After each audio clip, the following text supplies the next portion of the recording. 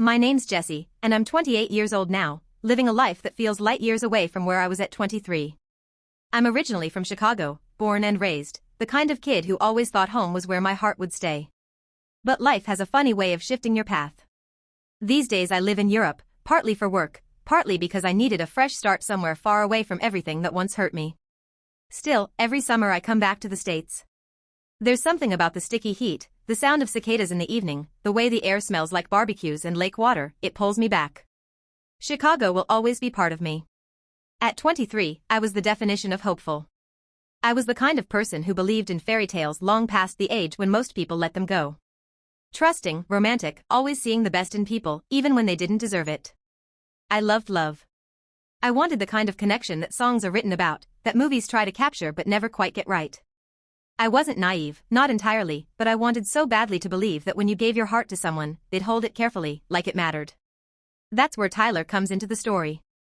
Tyler was 25 when I met him, and I still remember the first time our paths crossed. It was one of those warm spring evenings when winter had finally loosened its grip on the city, and people were out, hungry for sunshine and laughter.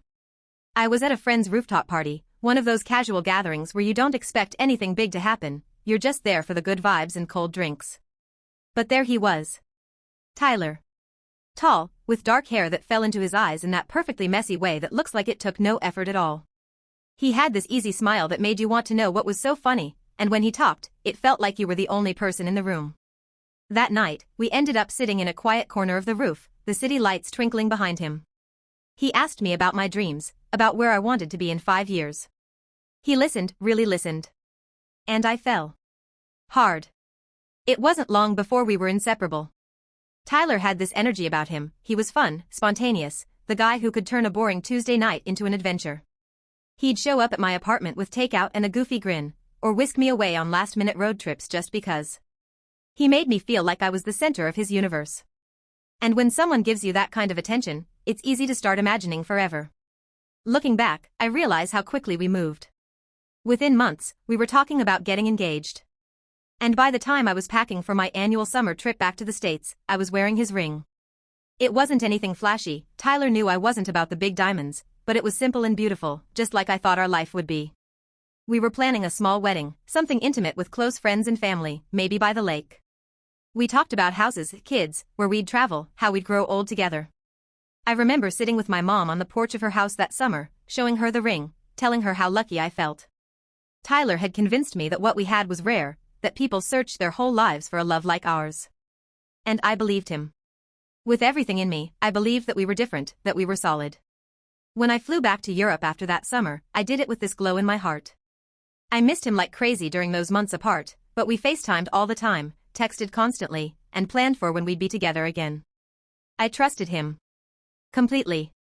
I thought that's what love meant, you hand over your heart, no conditions, no questions, because that's what people who love each other do.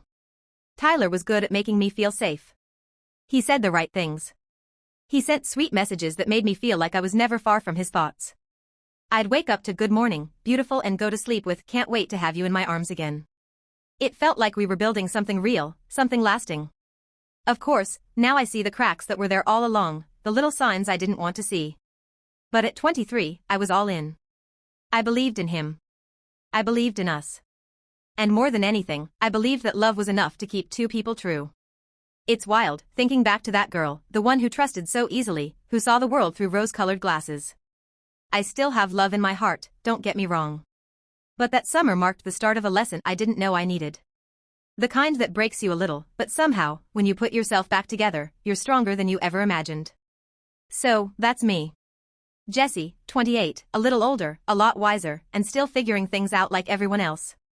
And that's where my story begins, the moment when love felt like magic and the future seemed so bright I could hardly look at it without smiling. What happened next? Well, that's what I'm here to tell. Before I get into the rest of it, I'd love to know, where are you watching or reading this from, and what time is it where you are right now? Drop your location and local time in the comments. Let's see where this story reaches. When I think back to that summer, the one that changed everything, I can still feel the warmth of the air the night I landed in Chicago. There was something about coming home that always filled me with this sense of comfort, like slipping into your favorite hoodie after a long day. I was excited, my heart racing with anticipation, because Tyler was waiting for me. We hadn't seen each other in months, and I'd spent so many nights counting down to this trip, imagining what it would feel like to be back in his arms. The first night back was everything I dreamed of. Tyler met me at the airport, smiling, holding a little bouquet of wildflowers he must have grabbed at a gas station, but it didn't matter. I ran into his arms, and for that moment everything felt right. The way he whispered, "I missed you so much, baby," the way he kissed my forehead like he was grateful I was real and there. We stayed up that night talking until dawn, catching up on all the small details that don't quite fit into texts and video calls. I told him about work, my friends in Europe, the new coffee shop I'd fallen in love with. He told me about the projects he'd been working on, how busy things had been, how he was trying to set himself up for success. I ate it up, every word. I was just so happy to be back. But as the days passed, that glow began to fade. Slowly at first. Tyler started acting off. I noticed it in small ways, the kinds of things you tell yourself aren't a big deal because you don't want them to be. The first time it happened, I'd planned a picnic by the lake. I even packed all his favorites, turkey sandwiches with extra mustard, salt and vinegar chips, those oatmeal cookies he always said reminded him of his grandma. But when I called to say I was on my way to pick him up, he said he couldn't come. Something about a work deadline that popped up last minute. I remember sitting on my mom's porch afterward, staring at that stupid picnic basket, trying not to cry. The excuses kept coming. "I'm slammed at work, my boss just dropped something on me, I'm wiped, can we just chill another night?" At first, I bought it. I wanted to buy it. He'd always been ambitious, always talked about wanting to build a future for us. Maybe he was just stressed. Maybe I was being clingy, expecting too much. That's what I told myself. But that voice in my head, the one I tried so hard to ignore, kept whispering that something didn't feel right. He started texting less. When we were together, he was distracted, checking his phone a lot, smiling at messages he wouldn't share. And when I asked, when I gently said, "Hey, everything okay? You seem distant," he'd pull me close and kiss my forehead, just like that first night at the airport. "I'm just tired, babe. Work's been insane. Don't overthink it." And I'd nod and push the doubts down, because I loved him. I trusted him. I wanted to believe him. But the cracks kept widening. There were nights he didn't answer when I called, only to text me hours later with a rushed excuse. There were times we'd make plans, and he'd cancel at the last second. Once, I drove by his place, thinking I'd surprise him with dinner, only to find his car gone, even though he'd told me he was home working late. My stomach sank that night. I sat in my car for nearly an hour, staring at his dark windows, trying to convince myself I was being paranoid. My friends started noticing too. I'd meet up with them for drinks or brunch, and they'd ask, gently at first, if Tyler was okay. "He doesn't seem like himself," my friend Mia said one afternoon, stirring cream into her coffee. "I don't want to worry you, Jess, but something feels off about him lately." I laughed it off, tried to change the subject, but inside I felt this swirl of fear and sadness. Then there was the night we went out as a group. Tyler had promised he'd come. I got all dressed up, excited to show him off a little, to have a fun night together like old times. But he didn't show. He texted half an hour after we were supposed to meet, claiming he was stuck at work again. The look on Mia's face said it all. "Jessie, come on. You deserve better than this." I wanted to defend him. God, I wanted to. I opened my mouth to say he was just stressed, that he loved me, that things would be better soon. But the words felt hollow. I couldn't keep lying to myself. That night, I went home alone, curled up on my childhood bed, and stared at the ceiling until morning. The doubts I'd tried so hard to ignore were screaming at me now. There was this moment, I'll never forget it, when everything started to come into focus. It was a Saturday afternoon. Tyler had said he couldn't hang out because of work, as usual. I was wandering through a little street festival with Mia when she froze, grabbed my arm, and said, "Don't look now, but I think that's Tyler." And there he was, across the street, laughing, holding hands with a girl I'd never seen before. My heart stopped. It felt like the world slowed down, like I was watching some scene in a movie that I couldn't believe was mine. I wanted to run, to scream, to confront him right then and there. But I didn't. I just stood there, numb, as the pieces of the puzzle finally snapped together. The Tyler I loved, the future I dreamed of, the trust I'd clung to, it all shattered in that moment. And yet, even then, part of me wanted to believe there was some explanation. That's how much I loved him. That's how hard it is to let go of what you thought was real. When I finally did confront him, later that night, after hours of rehearsing what I'd say, he swore it wasn't what it looked like. That she was a friend. That I was overreacting. But his eyes gave him away. The lies tumbled out of his mouth so easily, but they couldn't cover the truth anymore. I saw it. I felt it. That summer, the summer I thought would be filled with love and laughter and wedding plans, became the summer that broke my heart. The summer that taught me that love isn't always enough, that trust can be fragile, and that sometimes, the person you think you know best can be a stranger in disguise. It's hard to describe the mix of emotions I felt in those weeks. Grief, anger, confusion, denial.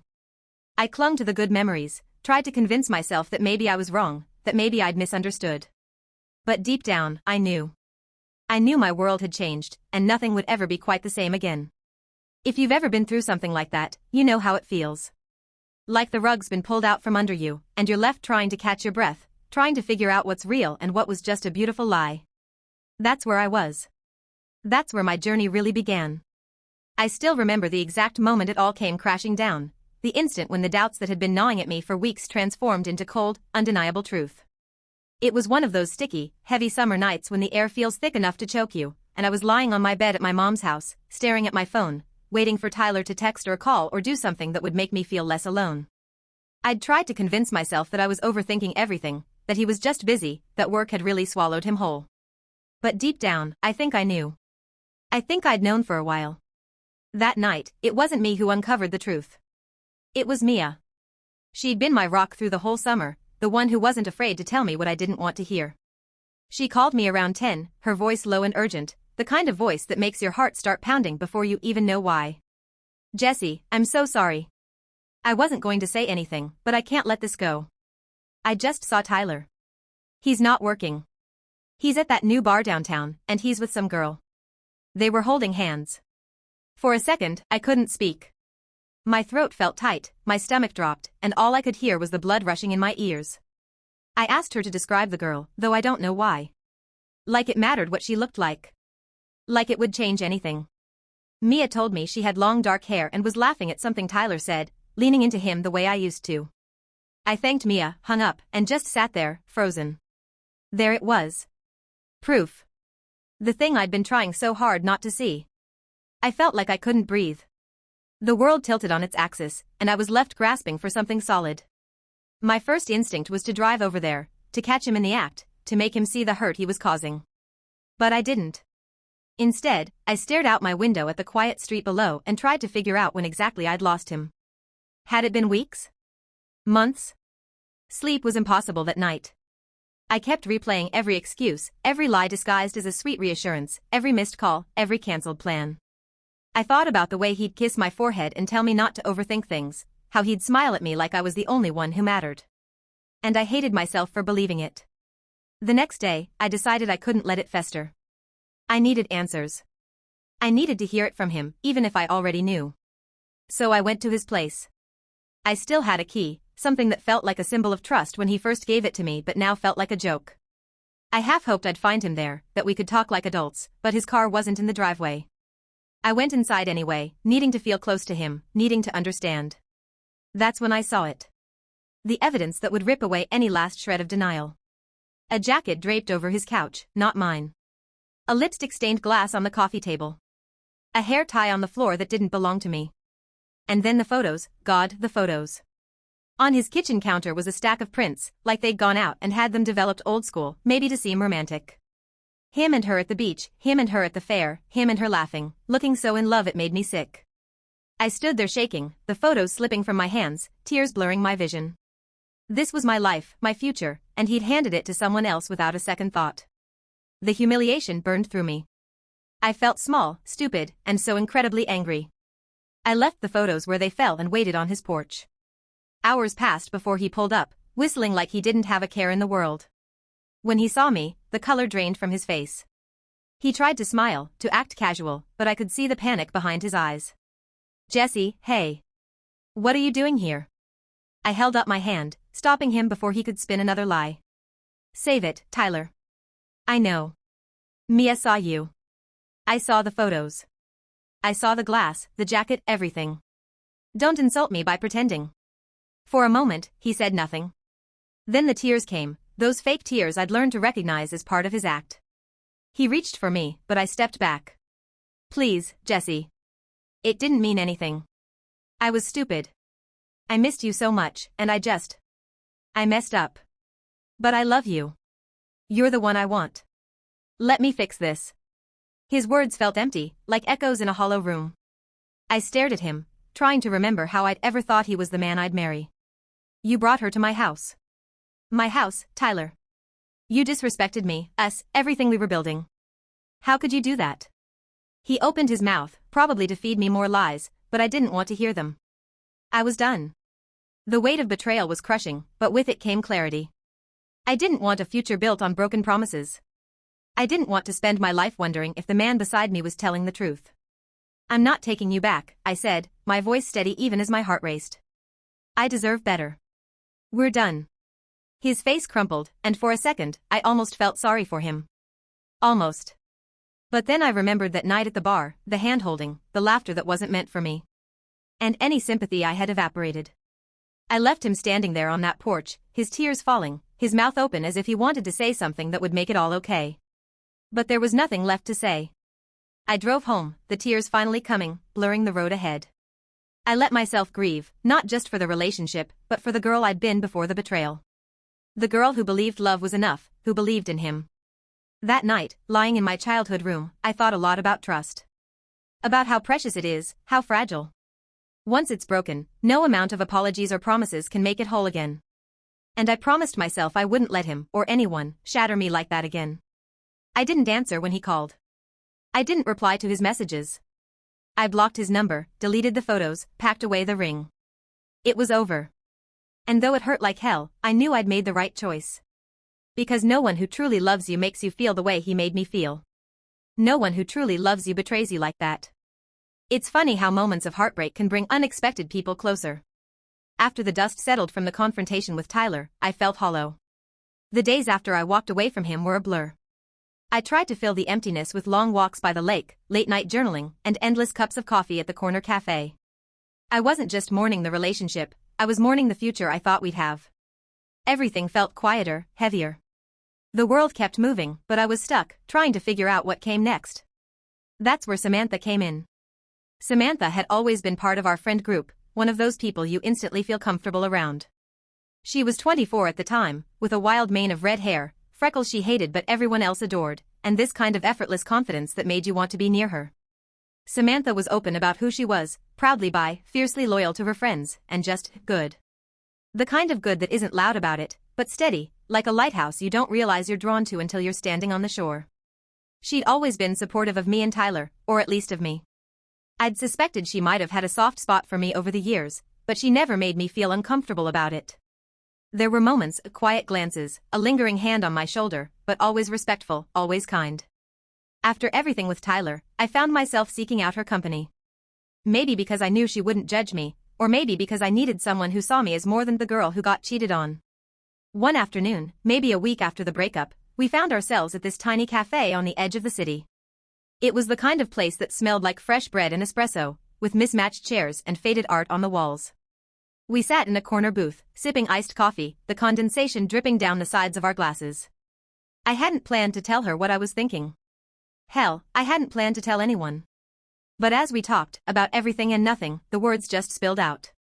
I can't stop thinking about it, I admitted, staring at the swirl of cream in my coffee. What he did. How easy it was for him. How he just moved on, like I didn't matter. Samantha listened, nodding, her eyes soft but focused. You did matter, Jesse. You do. He's just an asshole who didn't see what he had. I let out a bitter laugh. Yeah, well. That doesn't make it hurt less. I hesitated, chewing my lip. I keep thinking about how much I want him to feel what I felt. To know what it's like to be lied to be played. I want him to fall for someone and have them rip his heart out the way he did mine. Samantha leaned back, studying me. There was no shock on her face, no judgment. Just understanding. You want revenge. I met her gaze, feeling both embarrassed and defiant. I know it's petty. I know it's not the healthy thing to do. But yeah. I do. I want him to hurt. There was a long pause.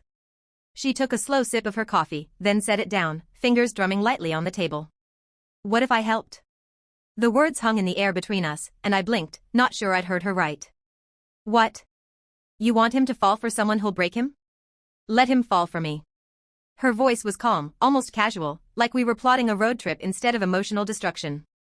He's always had a thing for me, hasn't he? He flirted when you weren't looking. I saw it. We all did. My heart raced at the thought. Part of me wanted to say no, to backpedal, to cling to the idea that I was better than this. But another part, the part that still ached every time I thought of him with that other girl, felt a surge of dark satisfaction at the idea. You'd really do that? Samantha shrugged, a small smirk playing at the corner of her lips. For you? Absolutely. But only if you're sure. This kind of thing changes people. Changes us. You okay with that? I hesitated. That was the moral tug-of-war, wasn't it? Could I live with myself if I went through with it? Would it really make me feel better, or would it just add another layer of mess to an already shattered situation? I don't know, I admitted, my voice small. I don't want to be that person. But I'm so tired of feeling powerless. He made me feel like I was nothing. Like I didn't matter. I want to take that power back. Samantha reached across the table, her fingers brushing mine gently. Then let's do it smart. No games that'll come back on you. Let him come to me. I won't chase him. I'll let him think he's winning me over, that he's in control. And when he's hooked, when he thinks he's found something real, I'll pull the rug out. I'll let him feel what you felt. Her confidence was steadying, but even then, a part of me felt uneasy. Was I really about to go down this road? Was revenge worth the risk of becoming someone I wouldn't recognize? I didn't have the answers. All I knew was that in that moment, the idea of Tyler getting a taste of his own medicine felt like the first breath of air after drowning. Okay, I said finally. Okay. Let's do it. But no one else can know. I don't want this getting messy. Of course, Samantha said, squeezing my hand before letting go. This stays between us. And trust me, he won't see it coming. That afternoon, as we walked out of the cafe into the glaring sun, I felt lighter. Not happy, not healed, but like I'd taken a step toward reclaiming a piece of myself. I didn't know where the plan would lead, or how it would change me, but for the first time in weeks, I felt like I wasn't just a victim. I was taking control. And for better or worse, that felt good. Over the next few days, we worked out the details, not in some dramatic, movie-style way, but quietly, carefully. Samantha didn't force anything. She let Tyler come to her, and of course, he did. He was always chasing whatever fed his ego. And Samantha? She was smart. She played it just right, kind, a little flirty, always just out of reach enough to keep him wanting more. I watched it all unfold, torn between satisfaction and guilt. This wasn't who I thought I was. But maybe heartbreak changes you. Maybe sometimes, you have to burn a little to find your way back to the light. And maybe, just maybe, watching Tyler fall into his own trap would be the closure I needed. What I didn't expect was that Samantha would bring her own twist to the plan. A way to end it that would leave no room for him to twist the story, no way for him to paint himself as the victim. But that part of the story was still to come. And in the meantime, I waited, wondering what kind of person I was becoming, and whether the revenge I craved would truly set me free. Looking back, I realize how quickly it all started to fall into place. It wasn't like we set some grand scheme into motion with every detail planned down to the second. The truth is, Samantha didn't have to do much. Tyler made it easy. He was so predictable, so hungry for validation, that the plan almost ran itself. The first time they accidentally ran into each other, it was at this casual bar we all used to hang out at, the kind of place with sticky floors and dartboards that no one actually played with anymore. Samantha knew he'd be there. We both knew. Tyler was a creature of habit, and heartbreak, or at least the image of it, hadn't changed that. I wasn't with her that night. She told me about it afterward, the way she walked in, saw him slouched at the bar pretending to be deep in thought, nursing some cheap beer, probably hoping someone would notice his tragic energy. And of course, Samantha did. She slid onto the stool next to him like it was the most natural thing in the world, like she hadn't thought twice about it. Tyler, she'd said, her voice soft, laced with just enough concern to sound genuine but not enough to seem forced. Hey. You okay? And that was all it took. The floodgates opened. Tyler launched into his sad tale, how devastated he was, how blindsided, how much he missed me but couldn't figure out how to fix what had gone wrong. He painted himself as the victim, glossed over his own betrayal, made it seem like our relationship had fallen apart because of misunderstandings and bad timing. Not because he'd chosen someone else behind my back. Not because he'd disrespected me in the most personal, painful way. Samantha listened, nodding, offering him that comforting smile that made people feel safe. She told me later how it was almost laughable, how easy it was to get him to open up, to play into exactly what he wanted. Tyler didn't want to face what he'd done. He wanted someone to tell him he wasn't the bad guy. And Samantha? She gave him that. Just enough to make him believe she saw the good in him, that maybe, just maybe, she could be the person who helped him heal. In the beginning, watching from the sidelines felt strange. I thought I'd feel triumphant, like I was reclaiming some kind of power. But the truth was more complicated. I felt guilty, like I was orchestrating something I wasn't sure I had the right to. But I also felt satisfied. Because for the first time since everything fell apart, Tyler wasn't calling the shots. He wasn't the one with the upper hand. And I was seeing him through new eyes, not as the man I loved, but as someone small, someone who could be so easily manipulated simply because he wanted so badly to believe his own lies. Samantha played her role beautifully. She didn't push. She let him come to her, let him seek her out.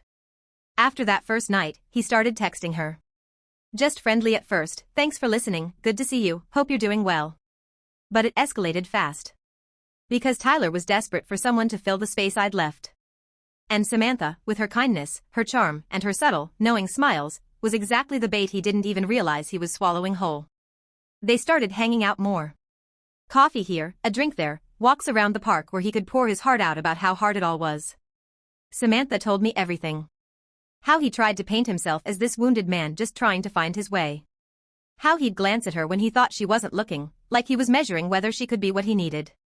How he'd touch her arm, lean in a little too close, searching for some connection to fill the void he'd created. And the thing was, Samantha let him think he was winning her over. She let him believe that he was the one making the moves, that she was the prize he was working toward. She'd smile at his jokes, listen intently when he talked about his supposed heartbreak, offer words of encouragement that felt personal enough to mean something but neutral enough to avoid suspicion. It was an art form, really. Watching her work, hearing her tell me about it afterward, was like seeing a master painter at work. But it wasn't all satisfying.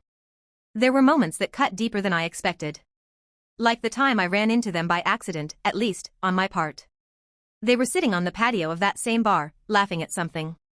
Tyler had this look on his face, the one I used to know so well. The one that said he felt seen, understood, like the person across from him was exactly who he needed in that moment. My stomach turned. I ducked out before they saw me, heart pounding, feeling sick. I hadn't expected that. I hadn't expected it to hurt like that. Samantha called me later that night, sensing something was off. "Jess, are you okay?" she asked, voice gentle. "I saw you. I'm sorry. I didn't want it to be like that." I swallowed the lump in my throat. "No, it's fine. I knew this would happen. I just didn't think seeing it would feel like that." "Do you want me to stop?" she asked, and I could tell she meant it. She would have walked away from the whole thing if I'd asked her to. But I didn't. Because as much as it hurt, I still wanted him to fall. To feel what I'd felt. And I knew we were getting closer.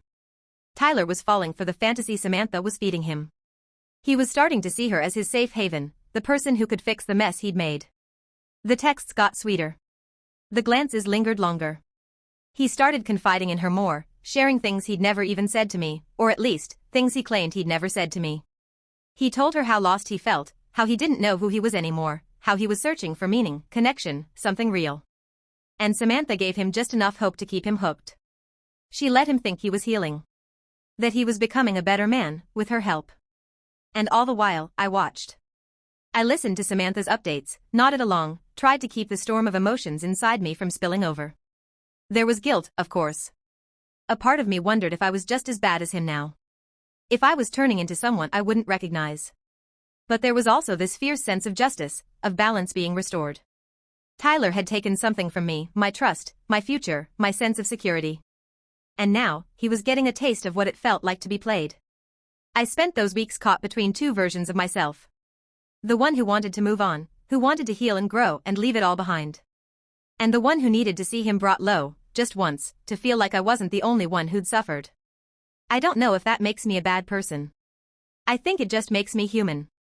Samantha and I would debrief after each of their meetups, usually over wine at her place, our legs curled up on the couch like we were just two friends gossiping about some harmless drama.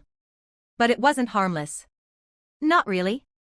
There was always an undercurrent of tension, of knowing we were inching closer to the point of no return. "He's almost there," Samantha said one night, pouring us both another glass. "You can see it in his eyes. He thinks I'm the answer to everything." And I believed her. Because I'd seen that look. I'd fallen for it myself once. And now, Tyler was falling for it too. The perfect bait, set perfectly in place. And he had no idea what was coming. It's strange, the way the world keeps turning even when you feel like you're caught in some twisted play that only you can see. That's how it felt in those weeks after Tyler and Samantha started officially dating. The news spread fast, of course it did. Our friend group was tight, and nothing stayed quiet for long. Whispers turned into chatter. Some people were surprised. Others said they saw it coming. And me? I was in the thick of it, nodding along, acting like it didn't bother me. Like I wasn't watching the plan unfold, one carefully laid step at a time. Tyler was glowing in that early honeymoon stage, the way people do when they think they've won some prize. He strutted into gatherings like he owned the place, his hand on Samantha's back, his laugh louder, his smile wider. It was almost funny, watching him bask in what he thought was a second chance at love. His ego fed off it, off the idea that not only had he survived the breakup with me, but he'd come out on top. He thought he was untouchable, that he'd found someone better suited to him, someone who made him feel seen and wanted. He had no idea that the real prize wasn't Samantha. It was the lesson that was coming for him. The first time I saw them together after they made it official was at Mia's birthday party. I remember standing in the backyard, a plastic cup of punch in my hand, the string lights above flickering gently in the warm breeze. They walked in hand, Tyler grinning like a kid on Christmas morning.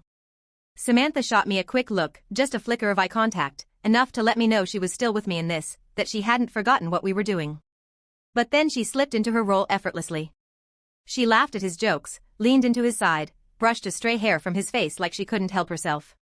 I kept my cool. That's what I kept telling myself, just keep your cool. Smile when people talk about how cute they are, nod when friends nudge me and whisper about how unexpected the pairing was. I even managed to fake laugh at a joke Tyler made, something lame about how he couldn't believe he got so lucky twice in one lifetime. The words hit like a slap, but I didn't let it show. Instead, I took a long sip of my drink and reminded myself that every moment like this was one step closer to the endgame. There were moments that tested me, though. Moments when I wondered if I'd made a mistake getting involved in this at all. Like when I caught Tyler looking at her the way he used to look at me, with that soft gaze that made you feel like you were the only person in the world. Or when I overheard him telling a mutual friend how happy he was, how Samantha got him in a way no one else ever had. That one stung more than I wanted to admit. Because even though I knew it was all fake on her end, even though I reminded myself over and over that this was part of the plan, it was hard not to feel that familiar ache. Like maybe I'd been easy to replace. Like maybe what we had hadn't mattered at all. But Samantha, God, she was good. She played the part so well I almost believed it myself sometimes. She'd send me little texts after they'd spent time together, reassuring me. "Don't forget, this is for you. I'm not falling for him. I've got this." And I believed her. Because I had to. Tyler, on the other hand, fell hard. It was like watching a man fall into quicksand, slowly at first, then all at once.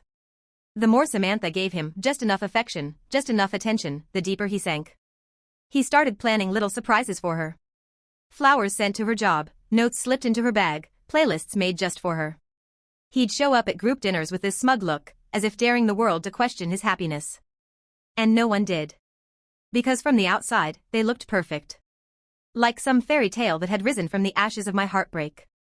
I spent a lot of time during those weeks balancing two sides of myself. On one hand, there was the part of me that reveled in the irony of it all. That took satisfaction in knowing Tyler was falling for a fantasy, that the person he thought was saving him was leading him to the fall he deserved. On the other hand, there was the part of me that wanted to move on, to let it all go, to stop carrying the weight of what he'd done and what we were doing in return. Because no matter how much I tried to tell myself this was about justice, the truth was, it was exhausting. Revenge isn't clean. It's messy, and it sticks to you in ways you don't expect. Social events became a minefield of tension and performance. I'd see them arrive together, see the way Tyler's arm draped around her shoulder, see the way Samantha would glance at me when no one else was looking, checking in without words. Friends would comment on how well they seemed to fit, how good it was to see Tyler happy again after everything. I'd nod, smile, excuse myself to refill my drink or take a call that wasn't really happening. Anything to get a minute to breathe. And through it all, I kept asking myself the same question: when will it be enough? When would I feel like the scales had balanced? When would I be able to let this go, to stop watching and waiting for the moment he finally realized he'd been played? Samantha was patient. That was part of what made the whole thing work. She didn't rush it. She let him think he was in control, that he was the one steering the relationship forward. She let him set the pace, let him be the romantic, the doting boyfriend, the man who thought he'd found redemption in new love. And Tyler? He soaked it up. Every text she answered, every date she agreed to, every little gesture she mirrored back at him, it fed his ego, made him fall harder, made him believe he was the one making it all happen. And me? I stayed on the sidelines, watching, waiting, trying to keep my heart steady through it all. There were good days, days when I felt strong, like I was finally getting some of that power back that he'd taken from me. And there were hard days, days when the old wounds felt fresh again, when the sight of him with her reopened everything I'd tried to close. But I kept going, kept playing my part, kept holding out for the day when he'd realize the truth. When he'd see that the safe haven he thought he'd found was a mirror held up to his own lies. It was a strange, twisted dance we were all caught in. One where Tyler thought he was leading, where Samantha let him think it, and where I stood quietly in the background, waiting for the music to stop. And with each passing day, I could see him falling deeper, see the moment of impact coming closer. I didn't know exactly how or when it would happen. But I knew it was coming. And when it did, I hoped it would finally set me free. The thing about revenge is that even when you think you're ready, when you've played it out in your mind 1,000 times, the reality of pulling it off feels different. Heavier. More real. That's how it felt the day Samantha and I set the plan in motion. We'd talked about it for weeks, whispering over coffee, trading ideas late at night, always dancing around the moment when talk would need to become action. And now, here we were. The final act was about to begin. I hadn't set foot in Tyler's apartment since the day I confronted him. And yet, the key still sat in the bottom of my purse, buried under lip balm and loose change, like some forgotten relic of a life I no longer recognized. I could have given it back. Part of me thought about it, thought about leaving it on his doorstep with a note that said something simple, something final. But I didn't. I kept it, telling myself I just hadn't gotten around to it. Maybe deep down I knew it would come to this. Maybe deep down, I needed it to come to this. The plan wasn't elaborate. It didn't need to be. That was the beauty of it. Tyler was so predictable, so sure of himself and his charm, that he wouldn't see it coming. We didn't need smoke and mirrors. We just needed timing. And a scene that would shatter the illusion he'd built around himself. The night before, Samantha and I sat cross-legged on the floor of her living room, a bottle of wine between us, a mix of excitement and nerves hanging in the air. We went over everything again, where we'd be, what we'd do, what we'd say if anyone found out. It felt almost surreal, like we were planning a heist. And in a way, we were. We were about to steal back the dignity and power Tyler had taken from me. Samantha was calm, focused. That was one of the things I admired most about her. Where I was jittery, second-guessing myself, she was steady. She didn't waver. "It's going to be okay," she said, reaching over to squeeze my hand. "We're in this together." And I believed her. Because somewhere along the way, what started as a scheme had built something real between us. A bond forged not out of romance or attraction, though I won't deny there was a spark there, but out of loyalty, out of shared purpose. We'd started this as a way to take down Tyler, but in doing so, we'd built each other up. I don't think I could have done it without her. The day we chose was a Sunday. Tyler always had lazy Sundays. He'd sleep in, then head to the gym, grab a late brunch, maybe hit the park if the weather was nice. It was routine, and Tyler was nothing if not a creature of routine. We knew his schedule, knew when he'd be out, knew how long we'd have. That morning, my stomach was in knots. I barely touched my breakfast, pacing my room, checking my phone, watching the minutes tick by like they were daring me to back out. Samantha showed up around noon, dressed casually in jeans and a t-shirt, hair pulled back, no makeup. She looked so effortlessly confident, so sure, it calmed me. "You ready?" she asked, though she already knew the answer. I nodded, grabbing my purse. "Let's do this before I change my mind." The drive to Tyler's place was quiet. The city was alive around us, people out walking dogs, couples holding hands, kids chasing each other down sidewalks. It felt almost wrong, this normalcy. Like the world should have been holding its breath with us. But it wasn't. It was just another day, and we were just two women on a mission no one else could see. We parked a block away, out of habit more than necessity. As we walked, I felt the weight of what we were about to do settle over me. I thought about the first time Tyler gave me that key, the way he'd kissed my temple and told me it meant he trusted me with his world. And now, here I was, about to use that key to burn that world down. I didn't know whether to laugh or cry. Maybe both. When we reached the door, I hesitated. My hand hovered over the lock, heart pounding in my ears. Samantha stood close, her presence grounding me. "You've got this," she whispered. And I turned the key. The door swung open with a soft creak, the familiar scent of his apartment washing over me, cologne, laundry detergent, a hint of stale coffee. It was like stepping back into a memory I didn't want. I took a deep breath and stepped inside. We didn't waste time. Samantha knew exactly what to do, and I followed her lead. The idea was simple: leave enough signs to suggest something had happened, something intimate, undeniable. Enough to break whatever fragile trust Tyler might have started to build with her. A sweater draped over the back of a chair. A lipstick-stained coffee mug on the counter. A pair of earrings on the nightstand. Clues scattered just so. We weren't reckless. We were careful. It needed to look natural, accidental. Like maybe Samantha had stayed over, maybe they'd had a night that meant more to him than it did to her. Like maybe he'd been a fool to think she was different. The whole time, my hands shook. My mind raced. Was this really what I wanted? Would it actually make me feel better? The thrill of it battled the fear, the doubt. But I kept going. We both did. Because we'd come too far to back down now. When we finished, we stood in the middle of his living room, the silence loud around us. Samantha looked at me, and for a moment, I saw the same mix of emotions on her face that I felt in my own heart. Pride. Sadness. Relief. Fear. It was all there, tangled together. "You okay?" she asked softly. I nodded. "Yeah. I think so." The thing about revenge is that even when you think you're ready, when you've played it out in your mind 1,000 times, the reality of pulling it off feels different. Heavier. More real. That's how it felt the day Samantha and I set the plan in motion. We'd talked about it for weeks, whispering over coffee, trading ideas late at night, always dancing around the moment when talk would need to become action. And now, here we were. The final act was about to begin. I hadn't set foot in Tyler's apartment since the day I confronted him.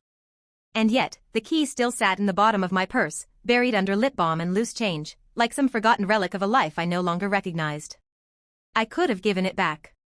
Part of me thought about leaving it on his doorstep with a note that said something simple, something final. But I didn't. I kept it, telling myself I just hadn't gotten around to it. Maybe deep down I knew it would come to this. Maybe deep down, I needed it to come to this. The plan wasn't elaborate. It didn't need to be. That was the beauty of it. Tyler was so predictable, so sure of himself and his charm, that he wouldn't see it coming. We didn't need smoke and mirrors. We just needed timing. And a scene that would shatter the illusion he'd built around himself. The night before, Samantha and I sat cross-legged on the floor of her living room, a bottle of wine between us, a mix of excitement and nerves hanging in the air. We went over everything again, where we'd be, what we'd do, what we'd say if anyone found out. It felt almost surreal, like we were planning a heist. And in a way, we were. We were about to steal back the dignity and power Tyler had taken from me. Samantha was calm, focused. That was one of the things I admired most about her. Where I was jittery, second-guessing myself, she was steady. She didn't waver. "It's going to be okay," she said, reaching over to squeeze my hand. "We're in this together." And I believed her. Because somewhere along the way, what started as a scheme had built something real between us. A bond forged not out of romance or attraction, though I won't deny there was a spark there, but out of loyalty, out of shared purpose. We'd started this as a way to take down Tyler, but in doing so, we'd built each other up. I don't think I could have done it without her. The day we chose was a Sunday. Tyler always had lazy Sundays. He'd sleep in, then head to the gym, grab a late brunch, maybe hit the park if the weather was nice.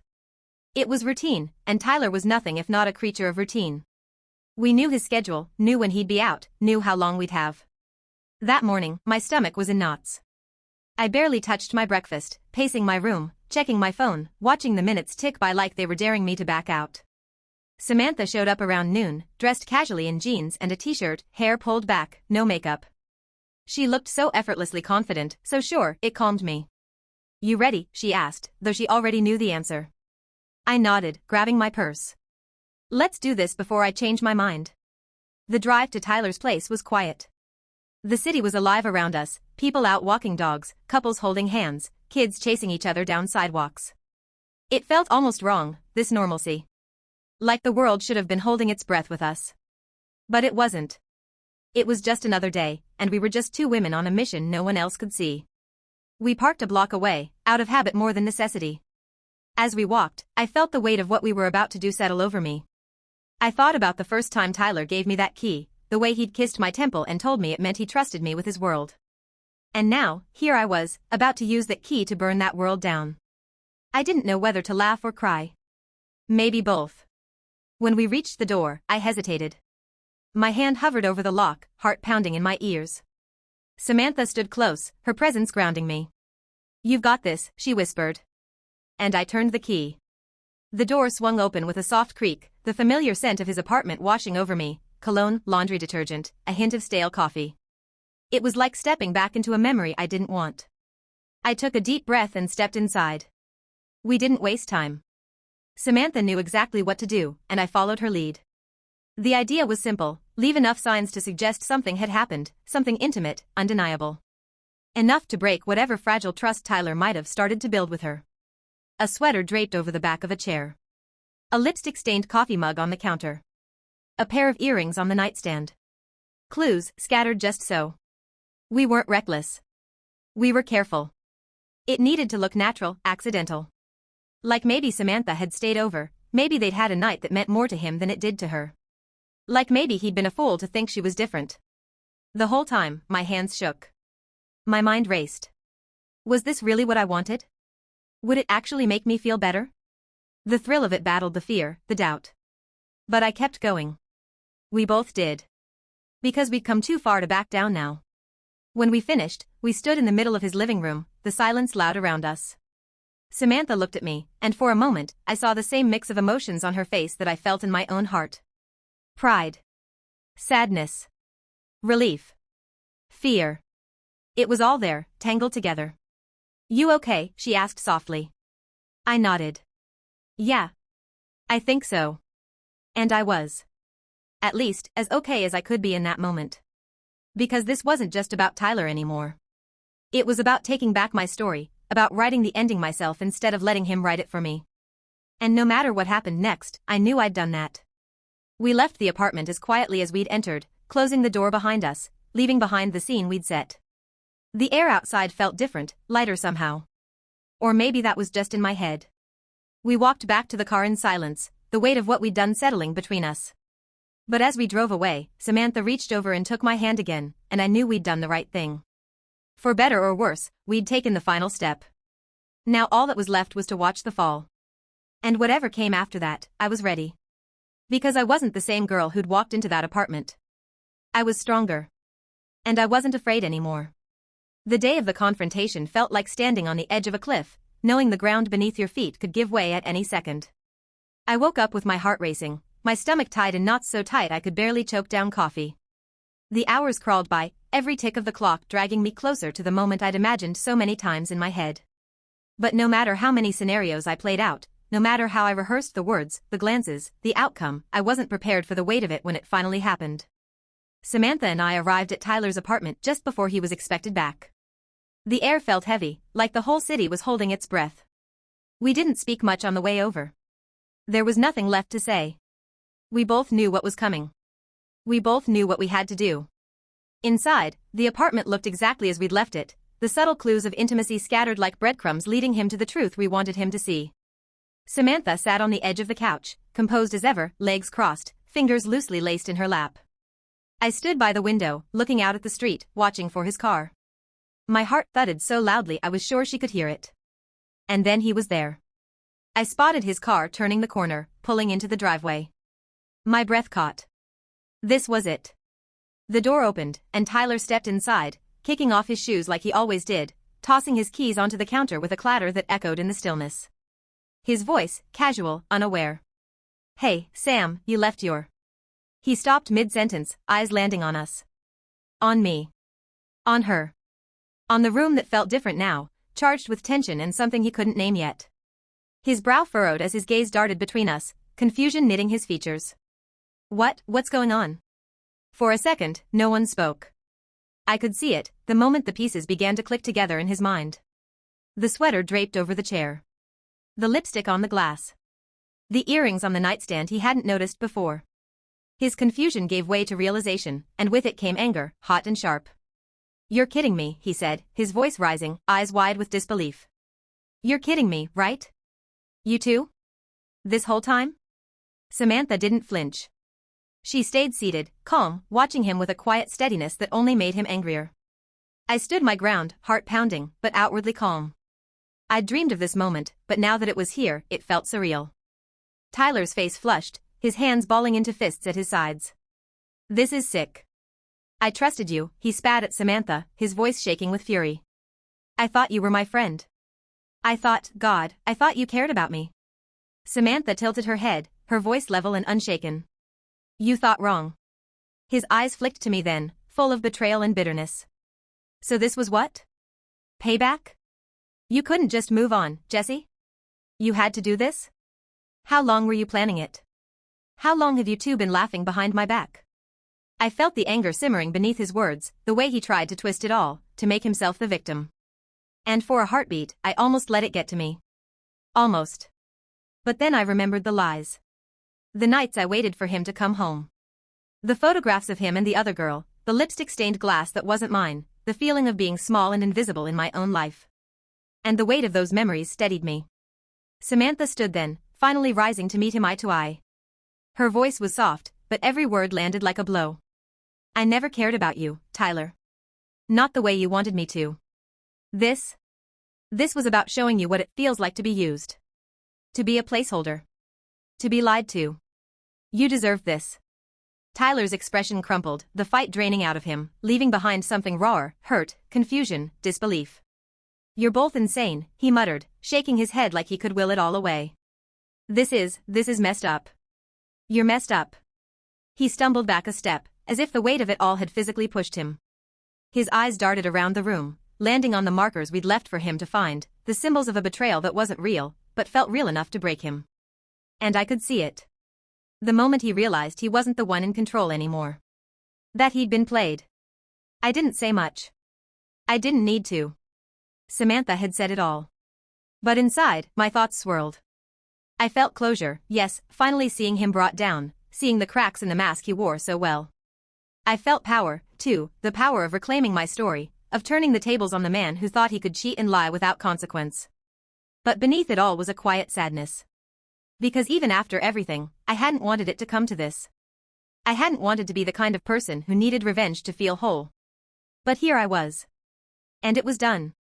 Tyler stood there for another moment, like he didn't know whether to shout or cry or storm out. In the end, he did none of those things. He just shook his head, muttered something under his breath that I couldn't quite catch, and walked out the door, letting it slam shut behind him. The apartment felt strangely quiet after he left, the tension slowly ebbing like a storm that had passed. Samantha let out a breath, ran a hand through her hair, and gave me a small, tired smile. "Well," she said, "that's that." I nodded, my chest tight, my mind racing but also oddly at peace. "Yeah. That's that." We didn't celebrate. There was no victory dance, no gloating. Just a shared look that said we'd done what we set out to do. And maybe, in doing so, we'd both learned something about ourselves, about strength, about letting go. As we left his place for the last time, stepping into the cool evening air, I felt the weight start to lift. Not completely, not yet, but enough. Enough to take the next step forward. And for the first time in a long time, I felt ready. The days that followed felt both heavy and strangely quiet, like the calm after a storm when you're left standing in the wreckage, wondering what it was all for. Tyler disappeared from our social world almost overnight. The man who used to strut into gatherings like he owned the room was suddenly nowhere to be found. No texts in the group chat. No appearances at the bars or backyard parties. It was like he'd vanished, swallowed up by his own shame, and I can't say I was surprised. Tyler had always been good at putting on a show, but he'd never been good at handling consequences. And this? This was a consequence he couldn't spin, couldn't lie his way out of. The gossip, of course, spread fast. People noticed when someone like Tyler went silent. Friends started whispering, trying to piece together what had happened. They'd seen him with Samantha, seen how quickly things had gotten serious between them. And then, just as quickly, it was over, and no one knew why. At least, no one outside of the two of us. I'd catch snippets of conversations at get-togethers. I heard they had this huge fight. Maybe he cheated again, wouldn't surprise me. Samantha just dropped him like that? Wild. People speculated, because that's what people do. But no one asked me directly. Maybe they sensed I didn't want to talk about it. Or maybe they were afraid of what I might say. Samantha and I saw each other often in the weeks after. Not for plotting or planning, those days were behind us, but just to sit with it all. To process. We'd meet up at the park, or grab coffee, or sit on her balcony with glasses of wine, watching the city lights blink in the distance. Those talks were different now. There was no longer a scheme binding us, no shared mission. Just two women who had been through something messy and raw and deeply personal, trying to figure out what came next. One night, maybe a week after it all went down, we sat together on that balcony, the air cool and quiet around us. I remember staring out at the skyline, feeling the weight of it all settle in my chest. "Do you feel better?" Samantha asked, breaking the silence. Her voice was gentle, careful. Like she wasn't sure what my answer would be. I thought about it. Really thought about it. "I don't know," I admitted. I thought I would. I thought seeing him fall apart would fix something in me.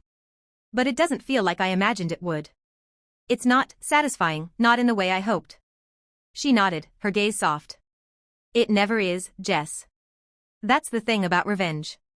It gives you a moment of power, sure. But it doesn't heal the hurt. It doesn't change what happened."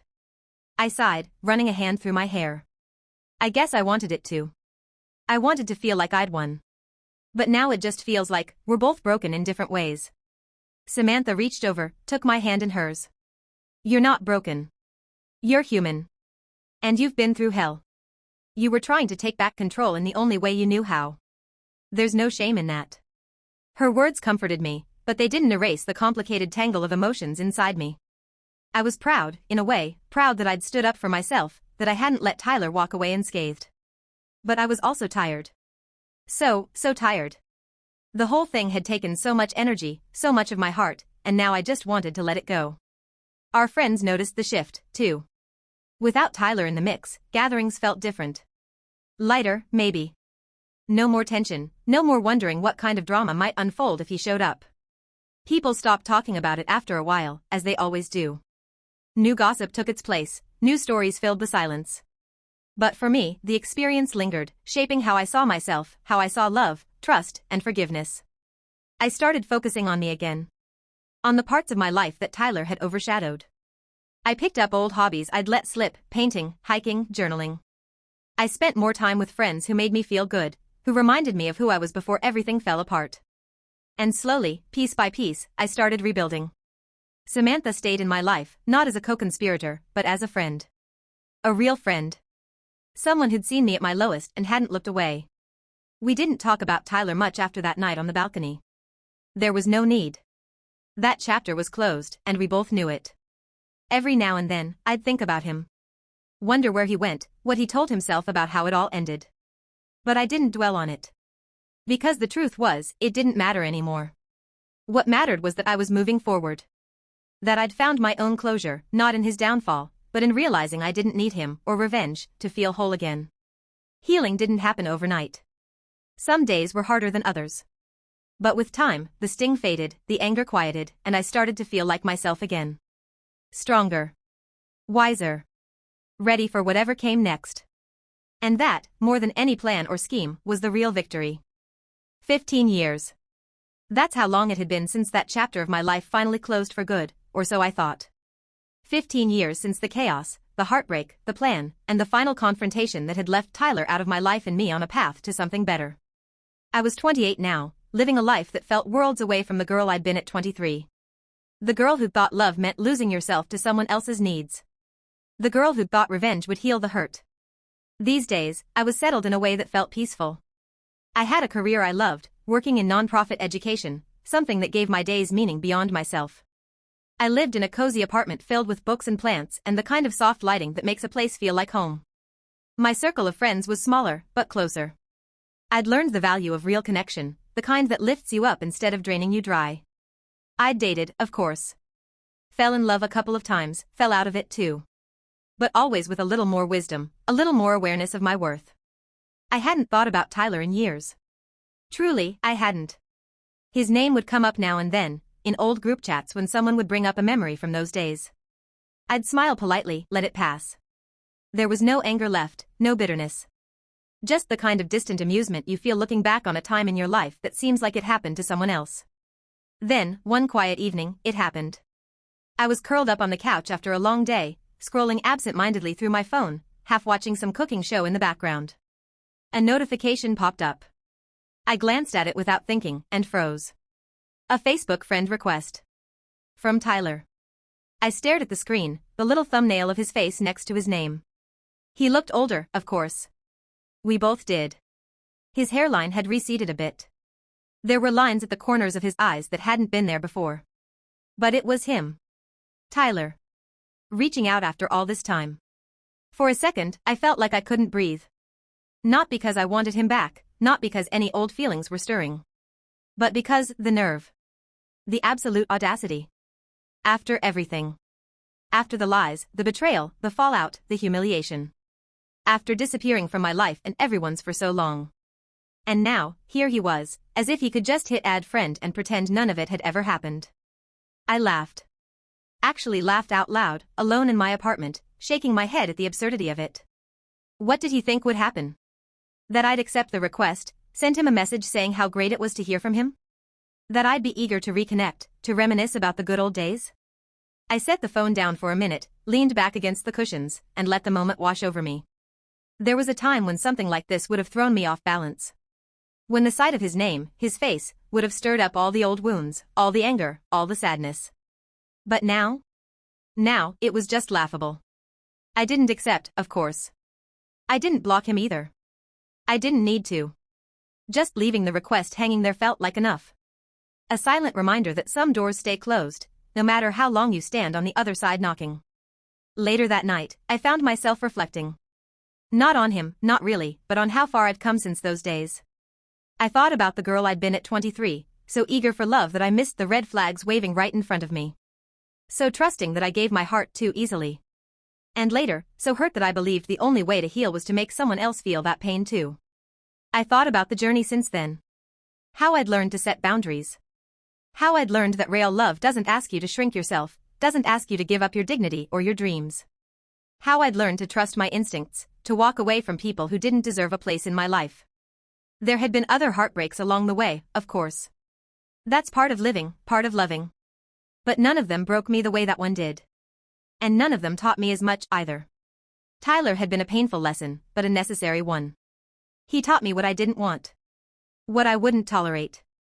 What I deserved. And Samantha? She'd been a gift in the middle of the storm. We stayed friends for years, long after the drama faded. Life took us in different directions eventually, different cities, different careers, but we checked in now and then, always with warmth. I'd always be grateful to her. Not just for what we did together, but for helping me find my strength again when I'd lost sight of it. I don't think Tyler's friend request was about reconnecting in any meaningful way. I think it was about him, as most things always were. Maybe he'd been scrolling through his own memories, feeling nostalgic or lonely. Maybe he wanted to see if he still had any kind of power, any kind of hold. Maybe he'd convinced himself that enough time had passed for the past to be forgotten. But I hadn't forgotten. I'd just outgrown it. And that was the difference. I never responded to the request. I didn't need to. Just seeing it was enough to remind me how far I'd come. How the person I was now would never fall for the kind of charm he used to wield. How the person I was now would have seen through him from the start. And how the person I was now didn't need revenge or validation or an apology to feel whole. That night, I poured myself a glass of wine, stepped out onto my balcony, and looked out at the city lights, much like I had all those years ago. The same view, but everything different. Because I was different. And stronger. And free. So, if you like the story, don't forget to like the video and subscribe for more interesting real-life stories.